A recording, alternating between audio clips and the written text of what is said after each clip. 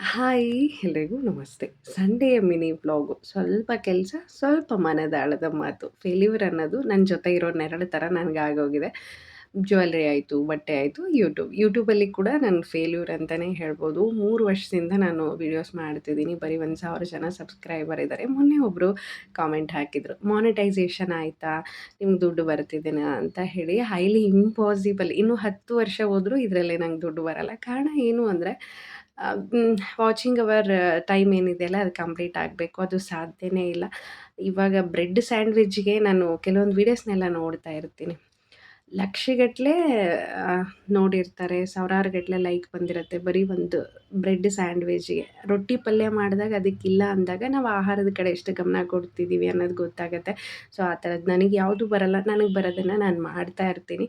ಎಷ್ಟೋ ಸರಿ ಯೂಟ್ಯೂಬ್ ಮಾಡೋದೇ ಬೇಡ, ಇದರಲ್ಲಿ ಕ್ಲಿಕ್ ಆಗಲ್ಲ ಅನ್ನೋದು ನಂಗೆ ಸುಮಾರು ದಿನಗಳಿಂದನೇ ಗೊತ್ತಾಗಿದೆ. ಆದರೂ ಯಾಕೆ ಮಾಡ್ತಿದ್ದೀನಿ ಅಂದರೆ ಜನಗಳ ಜೊತೆ ಮಿಂಗಲ್ ಆಗೋದು ತುಂಬ ಕಡಿಮೆ. 95% ನಾನು ಮನೆಯಲ್ಲೇ ಇರ್ತೀನಿ.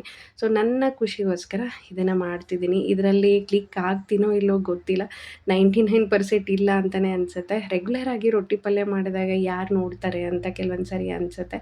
ಹೆಲ್ದಿ ಲೈಫ್ ಸ್ಟೈಲ್ ಮೇಂಟೈನ್ ಮಾಡೋರು ಇನ್ನು ತಿನ್ನಲೇಬೇಕು. ಇವಾಗಿನ ಕಾಲ ಹೇಗಿದೆ ಅಂದರೆ ನೀರಿನ ಮೇಲೆ ಗುಳ್ಳೆ ಥರ ಇದೆ. ಯಾವಾಗ ಏನು ಬರುತ್ತೋ ಗೊತ್ತಿಲ್ಲ. ಆರೋಗ್ಯವೇ ಒಂದು ದೊಡ್ಡ ಸಂಪತ್ತು. ಸೊ ಅದ್ರ ಕಡೆ ನಾವು ಗಮನ ಕೊಡ್ತಿಲ್ಲ. ನಿಮ್ಗೇನು ಅನಿಸುತ್ತೆ ಕಾಮೆಂಟ್ ಮುಖಾಂತರ ತಿಳಿಸಿ. ನಾನು ವಿಡಿಯೋ ಮಾಡೋದಾ ಬೇಡ? ಎಷ್ಟೋ ಸರಿ ನನಗೆ ಗೊಂದಲ ಆಗ್ತಾ ಇರುತ್ತೆ. ಕೈ ಬೆರಳು ಎಣಿಕೆಯಷ್ಟು ಜನನಾದರೂ ನನ್ನನ್ನು ಪ್ರೋತ್ಸಾಹ ಮಾಡ್ತಾ ಇರ್ತಾರೆ. ಸೊ ಹಾಗಾಗಿ ಮತ್ತೆ ಮತ್ತೆ ವೀಡಿಯೋಸ್ನ ಮಾಡ್ತಾ ಇರ್ತೀನಿ.